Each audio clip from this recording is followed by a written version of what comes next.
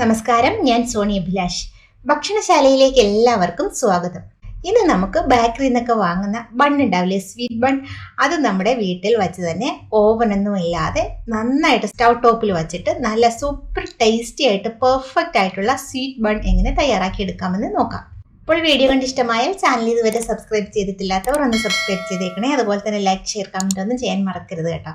അപ്പോൾ നമുക്ക് റെസിപ്പിയിലേക്ക് പോകാം.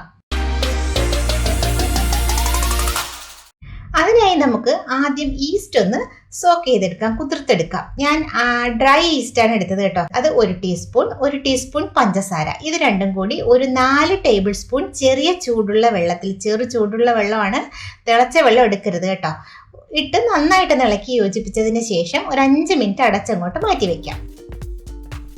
ഈ ഒരു സമയം കൊണ്ട് നമുക്ക് ഒരു ബൗളിലേക്ക് 1/2 കപ്പ് ചെറിയ ചൂടുള്ള പാല്, കുഞ്ഞു ചൂട് മതിയാകും, അതിലേക്ക് 1 കോഴിമുട്ട, 1 ടേബിൾ സ്പൂൺ പഞ്ചസാര, 2 ടേബിൾ സ്പൂൺ ബട്ടർ, ഇതെല്ലാം കൂടി ചേർത്ത് നന്നായിട്ട് ഇളക്കി യോജിപ്പിച്ചു കൊടുക്കാം. അപ്പോൾ പാല് ചെറിയ ചൂടുള്ള പാല് മതി. അതുപോലെ തന്നെ ഈസ്റ്റ് സോക്ക് ചെയ്യാൻ വെക്കുന്ന വെള്ളവും ചെറിയ ചൂടുള്ളതാണ് വേണ്ടത് കേട്ടോ. നന്നായിട്ടൊന്ന് ഇളക്കി യോജിപ്പിച്ചതിന് ശേഷം ഇതിലേക്ക് നമുക്ക് 2 കപ്പ് മൈദ ചേർക്കാം. മൈദയുടെ അളവ് ചിലപ്പോൾ നമുക്ക് ഇത് കുഴയ്ക്കുന്നതിനനുസരിച്ച് ഇച്ചിരി കൂടെ കുറയൊക്കെ ചെയ്യും കേട്ടോ, കുഴപ്പമില്ല. കണ്ടോ, ഒരു 5 മിനിറ്റ് ആയപ്പോഴേക്കും നമ്മുടെ ഈസ്റ്റ് നല്ല ഫോമായി വന്നിട്ടുണ്ട്. ഇതുപോലെ നല്ലപോലെ പതച്ച് പൊന്തി വരുന്നെങ്കിൽ മാത്രമേ നമ്മുടെ ഈസ്റ്റ് നല്ല ഈസ്റ്റ് ആയിരിക്കത്തുള്ളൂ. ഈസ്റ്റ് നന്നായിരുന്നെങ്കിൽ മാത്രമേ മാവ് നല്ല ഫെർമെൻറ്റേറ്റ് ചെയ്ത് നല്ല പൊന്തി വരത്തുള്ളൂ കേട്ടോ. അതുകൊണ്ട് ഈസ്റ്റിൻ്റെ എക്സ്പയറി ഡേറ്റ് നോക്കണം. അതുപോലെ തന്നെ ഫ്രിഡ്ജിൽ സൂക്ഷിച്ച് വെച്ചിട്ടുള്ള ഈസ്റ്റ് തന്നെ എടുക്കണം കേട്ടോ. നന്നായിട്ടൊന്ന് കുഴച്ചതിന് ശേഷം നമുക്കിതൊരു 1.5 മുതൽ 2 മണിക്കൂർ വരെ ഒന്ന് അടച്ച് മാറ്റി വെക്കണം. അതിന് മുന്നേ ആയിട്ട് നമുക്ക് ഈ മാവിൻ്റെ മുകളിലേക്ക് കുറച്ച് ഓയിലോ ബട്ടറോ നന്നായിട്ടൊന്ന് പുരട്ടിയതിന് ശേഷം വേണം അടച്ച് മാറ്റി വെക്കാൻ, ഇല്ലെങ്കിൽ മാവ് ഡ്രൈ ആയി പോകാനുള്ള ചാൻസ് ഉണ്ട്. മാവ് അവിടെ ഇരിക്കട്ടെ. ഈ ഒരു സമയം കൊണ്ട് നമുക്കൊരു ബൗളിലേക്ക് ഒരു 1/2 കപ്പ് ചിരകിയ തേങ്ങ ഇട്ടു. അതിലേക്ക് ഞാൻ കുറച്ച് വെള്ളം കേട്ടോ, ഒരു 3-4 ടേബിൾ സ്പൂണോളം വെള്ളം ഒഴിച്ചിട്ട് കൈ കൊണ്ട് തന്നെ നമുക്ക് നന്നായിട്ടൊന്ന് തിരുമി എടുക്കാം. അവലൊന്ന് സോക്ക് ചെയ്യാൻ വേണ്ടി ഒന്ന് കുതിർത്തെടുക്കാൻ വേണ്ടിയിട്ടാണ് ഞാൻ ഇച്ചിരി വെള്ളം കൂടെ ചേർത്ത് തേങ്ങ ഒന്ന് തിരുമിയെടുത്തത്. ഇതിലേക്ക് 1 കപ്പ് അവല്, കണ്ടോ, നല്ല ഫ്ലാറ്റ് ആയിട്ടുള്ള അവലാണ്, ഒട്ടും കട്ടിയില്ലായിട്ട് സോഫ്റ്റ് അവലാണ്. കട്ടിയുള്ള തിക്കായിട്ടുള്ള അവലാണെന്നുണ്ടെങ്കിൽ നന്നായിട്ടൊന്ന് വാഷ് ചെയ്ത് കഴുകിയതിന് ശേഷം എടുക്കണം കേട്ടോ. അപ്പോൾ അവല് നന്നായിട്ടൊന്ന് നനഞ്ഞു വരണം, അല്ലെങ്കിൽ നമ്മൾ ഈ മിക്സ് റെഡിയാക്കുന്ന സമയത്ത് ഇത് അവല് ഹാർഡായി പോകും, കട്ടിയായി പോകും. അപ്പോൾ നന്നായിട്ട് നനച്ച് മാറ്റി വെച്ചതിന് ശേഷം ഒരു പാനിലേക്ക് ഒരു 1/2 ടേബിൾ സ്പൂണോളം നെയ്യ് ഒഴിച്ചു. അതിലേക്ക് ഒരു കാഷ്യൂ നട്ട്സ്, നുറുക്കിയെടുത്ത കാഷ്യൂ നട്ട്സ് നമ്മുടെ കയ്യിലുള്ളത്, ഞാനിപ്പോൾ 2-3 ടേബിൾ സ്പൂണോളം എടുത്തിട്ടുണ്ട് കേട്ടോ. അതിലേക്ക് 1 ടേബിൾ സ്പൂൺ ബ്ലാക്ക് റൈസിൻസും കൂടെ ചേർത്ത് നന്നായിട്ട് ഇളക്കി കൊടുക്കാം. റൈസിൻസ് ഇങ്ങനെ വീർത്ത് വരുന്നത് വരെ ഒന്നും നിൽക്കണ്ട, നന്നായിട്ടൊന്ന് കാഷ്യൂ നട്ട്സിൻ്റെയൊക്കെ ഒന്ന് കളറൊക്കെ ചേഞ്ച് ആയ സമയത്ത് നമ്മൾ നേരത്തെ പ്രിപ്പയർ ചെയ്ത് വെച്ചിട്ടുണ്ടായിരുന്ന അവലില്ലേ, അവലും തേങ്ങയും കൂടെ ഉള്ള മിക്സ്, അതും കൂടെ നമുക്കിതിലേക്ക് അങ്ങ് ചേർത്ത് കൊടുക്കാം. ഇതൊന്നും കൂടെ ഒന്ന് ഇളക്കി യോജിപ്പിച്ചതിന് ശേഷം നമുക്കിതിലേക്കൊരു 1/2 കപ്പ് പൊടിച്ച ശർക്കര, മധുരത്തിന് ആവശ്യമായിട്ടുള്ള ശർക്കര കേട്ടോ, ഞാനിപ്പോൾ ഒരു 1/2 കപ്പ് ശർക്കരയാണ് എടുത്തിട്ടുള്ളത്. ഒരു ചെറിയ കഷ്ണം ശർക്കര ഇങ്ങനെ പൊടിച്ചെടുത്തത്, ശർക്കരയും കൂടെ ചേർത്ത് നമുക്ക് നന്നായിട്ടൊന്ന് ഇളക്കി കൊടുക്കാം. അവൽ നനഞ്ഞ അവലെന്നുണ്ടെങ്കിൽ നമ്മളിങ്ങനെ ചെയ്യുന്ന സമയത്ത് അവലും ഇങ്ങനെ കട്ടിയാക്കി പോകും. അതുകൊണ്ടാണ് നന്നായിട്ടൊന്ന് നനച്ചതിന് ശേഷം അവലെടുക്കണമെന്ന് പറഞ്ഞത്.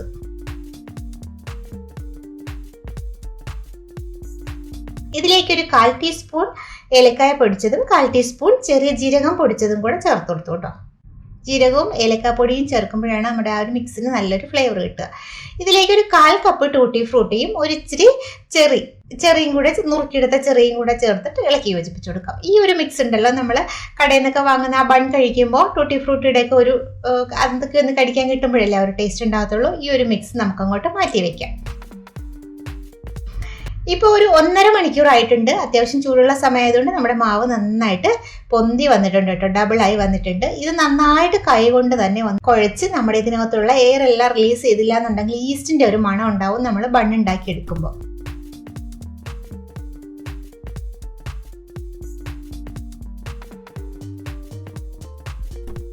ഞാനിതിൽ നേരത്തെ ഉപ്പ് ചേർത്തിട്ടുണ്ടായിരുന്നില്ല, അതുകൊണ്ട് തന്നെ ഒരു 1/2 ടീസ്പൂൺ ഉപ്പും കൂടെ ചേർത്തിട്ടാണ് നന്നായിട്ടൊന്ന് ഒരു ചപ്പാത്തി കല്ലിലേക്ക് വെച്ച് കുഴച്ചെടുക്കുന്നുണ്ട് കേട്ടോ. മാവ് പൊന്തിയതിന് ശേഷം ഉപ്പ് ചേർക്കുന്നതാണ് നല്ലത്, കാരണം ഈസ്റ്റ് ചേർക്കുന്നത് കൊണ്ട് നമ്മളിതിലേക്ക്. അപ്പോൾ നല്ലപോലെ ഒന്ന് കുഴച്ച് നമ്മുടെ മാവിനെ നല്ല സോഫ്റ്റ് ആക്കി എടുക്കുക. അതിൻ്റെ സ്മെല്ലൊക്കെ പോയി നല്ല പാകമായിട്ട് വന്നിട്ടുണ്ട്. ഈ മാവിനെ നമുക്ക് രണ്ടായിട്ട് ഡിവൈഡ് ചെയ്ത് കൊടുക്കണം. രണ്ടായിട്ട് മുറിച്ച് മാറ്റിയതിന് ശേഷം ഒരു പകുതി നമുക്ക് പരത്തിയെടുക്കാം. ഒരു പകുതി നന്നായിട്ടൊന്ന് പരത്തിയെടുക്കണം. മാവ് ഇത് പരത്തിയെടുക്കുന്ന എങ്ങനെയാണെന്നറിയോ? നമ്മൾ പിസ്സയുടെയൊക്കെ ബേസ് ഉണ്ടാക്കില്ലേ, ആ പിസ്സ ബേസ് ഉണ്ടാക്കുന്ന അതുപോലെ കുറച്ച് തിക്കായിട്ട് വേണം പരത്തിയെടുക്കാൻ. ഇനി കുറച്ച് ഫ്ലോർ ഒന്ന് ഇട്ടിട്ട് വേണം പരത്താൻ. ഒട്ടിപ്പിടിക്കാതിരിക്കാൻ വേണ്ടിയിട്ടാണ് മൈദ ഇട്ടത് കേട്ടോ. കുറച്ച് പൊടി ഇട്ട് കൊടുത്തിട്ട് പരത്തിയെടുക്കും.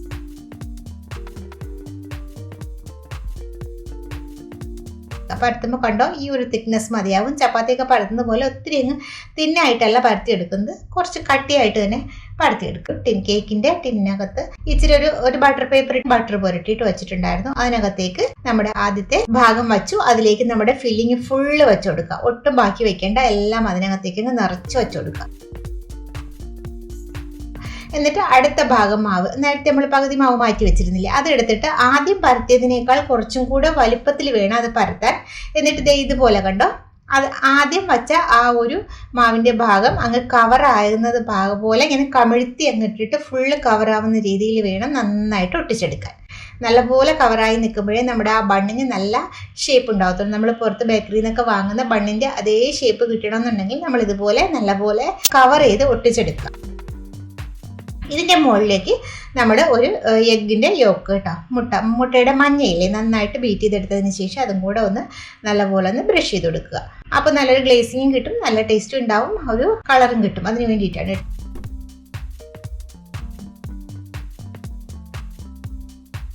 അതിൻ്റെ മുകളിൽ നമ്മൾ കുറച്ച് വെളുത്തുള്ളും കൂടി ഒന്ന് സ്പ്രെഡ് ചെയ്ത് കൊടുത്തിട്ടുണ്ട്. ഇതൊരു 10 മിനിറ്റ് അങ്ങോട്ട് മാറ്റി വയ്ക്കാം. ആ ഒരു സമയം കൊണ്ട് ഞാൻ അടുപ്പിലേക്ക് കേക്കിനൊക്കെ നമ്മൾ ചെയ്യില്ല അതുപോലെ ഒരു പാനിനകത്ത് ഉപ്പിട്ട് ഒരു പാത്രം കമഴ്ത്തി വെച്ചതിന് ശേഷം ഒരു 10 മിനിറ്റ് നന്നായിട്ട് ചൂടാക്കി ഇതിലേക്ക് നമ്മുടെ ബൺ ഇറക്കി വച്ചിട്ട് ആദ്യത്തെ ഒരു 5 മിനിറ്റ് മീഡിയം ഫ്ലെയിമിലും ബാക്കി 40 മിനിറ്റ് ലോ ഫ്ലെയിമിലും വെച്ച് ബേക്ക് ചെയ്തെടുത്തു കേട്ടോ. ടോട്ടൽ 45 മിനിറ്റാണ് എടുത്തത്. അതിൽ ആദ്യത്തെ 5 മിനിറ്റ് മീഡിയം ഫ്ലെയിമിലാണ് വെച്ചത് കേട്ടോ. ചൂടോടുകൂടി തന്നെ നമുക്ക് ഇതിൻ്റെ പുറത്ത് കുറച്ച് ബട്ടർ ഒന്ന് പുരട്ടി കൊടുക്കാം. ഇത് നിങ്ങൾക്ക് ഇതിൻ്റെ പുറത്തും നല്ലൊരു ഗോൾഡൻ കളർ വേണം എന്നുണ്ടെങ്കിൽ കടയിൽ നിന്നൊക്കെ വാങ്ങുന്നത് കുറച്ചും കൂടെ മൊരിഞ്ഞ ബ്രെഡ് ടൈപ്പ് ആയിരിക്കും അല്ലേ. അങ്ങനെ വേണമെന്നുണ്ടെങ്കിൽ ലോ ഫ്ലെയിമിൽ ഏറ്റവും കുറഞ്ഞ തീയിൽ ഒരു 10 മിനിറ്റും കൂടി വെച്ചിരുന്നാൽ ഇതിൻ്റെ അടിഭാഗത്തുണ്ടായിരുന്ന കളറില്ലേ അതേ കളർ തന്നെ നമ്മുടെ ബണ്ണിൻ്റെ പുറത്തും വന്നിട്ടുണ്ടാവും. ഞാൻ നല്ല വൈറ്റ് ആയിട്ടിരിക്കാൻ വേണ്ടിയിട്ടാണ് ഒരു 10 മിനിറ്റ് മുന്നേ എടുത്തത്. പക്ഷേ ബണ്ണ് നന്നായിട്ട് തന്നെ കുക്കായിട്ടുണ്ട്. കണ്ടോ, ഇതിൻ്റെ സൈഡൊക്കെ കണ്ടോ, നല്ല സോഫ്റ്റ് ആണ്. ബേക്കറിയിൽ നിന്നൊക്കെ വാങ്ങുന്ന അതേ ടേസ്റ്റ് തന്നെയാണ്. ഒരു പ്രാവശ്യമെങ്കിലും നിങ്ങളൊന്ന് തയ്യാറാക്കി നോക്കണം കേട്ടോ. അപ്പോൾ ഈസി ആയിട്ട് ഉണ്ടാക്കാൻ പറ്റുന്ന സൂപ്പർ ടേസ്റ്റി ആയിട്ടുള്ള ഒരു ബൺ റെസിപ്പി ആയിരുന്നു ഇന്നത്തേത്. എല്ലാവർക്കും നിങ്ങൾക്ക് ഇത് ഇഷ്ടമായിട്ടുണ്ടാവും എന്ന് പ്രതീക്ഷിക്കുന്നു. അടുത്തൊരു റെസിപ്പിയുമായി നമുക്ക് വീണ്ടും കാണാം. താങ്ക്